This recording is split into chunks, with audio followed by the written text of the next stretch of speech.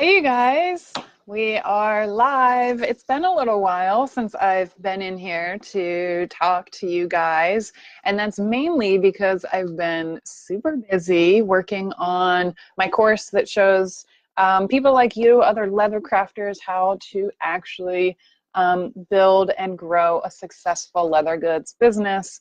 I just see a lot of people really struggling with low sales. And so I've been working really hard on that, and it's going great. And I feel like every time I tweak the course or add a new lesson, it's just gets me really excited because I feel like it's super helpful and it's answering a lot of people's questions. So today I wanted to talk to you about how my students are building their leather goods business using 4 simple strategies. There's other things that you can do, but these are kind of like the 4 big ones that if you're doing these, I can almost guarantee you success. And if you are having low sales right now in your business, I can almost guarantee you it's because you don't have one of these things rocking and rolling in your business. So you can grab the freebie that kind of goes along with this and talks about these 4 strategies. It's in the description of this video. You can click there and download that freebie. That's a great way to get started. And for those of you who don't know, my name is Mary, and I am the host of the Leather Tamers Facebook group. And I also run the website, theleatherbeast.com, which shows you how to make and sell your traditional leather work.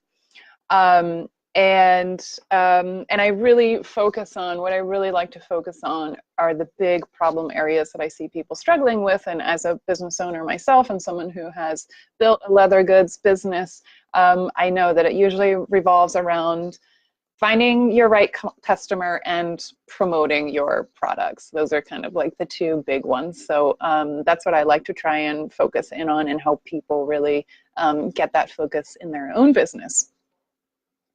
So again, if you're just joining us or if you're watching this on the replay, there's a link in the description of this video.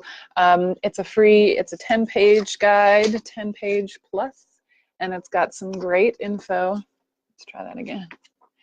Really great info in here for anybody who is struggling or who is a beginner and just kind of wants to know the basics of what they should be focusing on in their business. Let me just look at my notes. So, you know, it's not easy to start your business and make it a successful business, but it's also not difficult. What it really takes is commitment to doing it and consistency. And if you're a business owner now, you probably already know that you really have to put in a lot of work to get out the results that you want. But that's the case with anything, right? So let's dive into some of these strategies. So number 1, the successful leather worker that has a successful leatherworking business has set their intentions.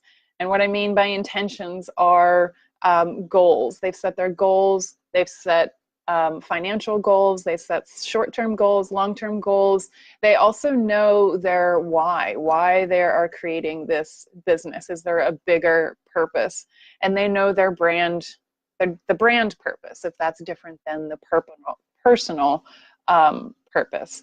So instead of winging it, knowing that they have reasons behind every decision, instead of saying, oh, I'm not sure what I should do in this situation, they already know what they're trying to accomplish. And so it makes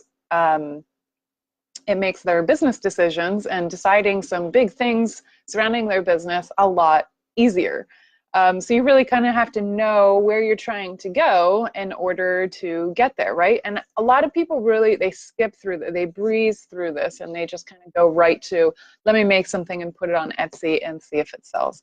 I mean, that's one way to do it, but if you're looking for a way to really build something that is sustainable and successful, and you're really looking to kind of lay that foundation from the get-go, you really need to have this foundational step in place. Otherwise, you're not really committed, and you're kind of just like, well, let me just see if something sticks. Let me throw a couple of things against the wall and see what sticks.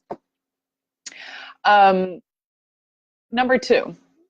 Number two is, the successful business owner knows who their target audience is. They know who their ideal customer is, whatever you want to call it. They know who they're targeting and who they are selling to. So instead of, marketing to everyone and casting a really wide net and just kind of putting it out there, they've done the research, they've done the work to figure out who their customer is, what they look like, what they don't like, what they value, and where they're at online, where they're at in person, how they can get in front of them. When you know all of these things, it's like a hole in one. If you don't know these things, then you're kind of, again, you're winging it and you're just kind of hoping that your message gets out there to someone. But if you're speaking specifically to your target audience, your chances for selling and maximizing your sales kind of like skyrockets. It's just kind of like one of those things where you're like, make this small little tweak and all of a sudden you see sales and you see people responding positively to what you're doing because you've found the person who identifies and who resonates with your brand and what you make and your message to them. So before that, when you're not doing that, like I said, you're just more casting a wider net and probably getting frustrated because you're not really getting any feedback from your audience. The third thing that the successful business owner who is making sales in their business does is they promote. And, before maybe they would kind of put their listings online, whether it's on Etsy or their own website, maybe post here and there on social media, and then they would wait. But in order to be successful and actually make your sales, you have to promote. And it might surprise you that most successful business owners are promoting 50% of the time. It's a massive part of selling a handmade product. If people don't know about your product, they're not going to be able to come and buy it from you. You have to get the word out, you have to get it out to the right people, and that requires some pretty heavy-duty muscle behind your marketing strategy. So marketing is it's a big part of it, and it's not just like, okay, let me get my quota in for the day or the week, let me post on Instagram every day. There's more of a strategy behind that. Like, what is the message that you're trying to get across to your customers, and what is the end result that you want them to do? So all of that you kind of have to take into consideration when you're planning out your marketing strategy.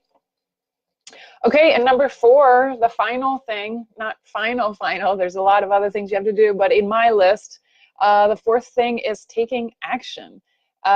So in my course, the students and the people that are following along with all of the lessons, they've completed everything and they are implementing the work. They're taking this action on their business. These are the people that are going to see results a lot sooner than someone who is not. So even if they are pressed for time, maybe they have kids or they have other responsibilities that take up a lot of time during the week, we can all, if you have something prioritized in your life, we can all find, half hour here or there, whether it's early in the morning, get up earlier, stay awake later.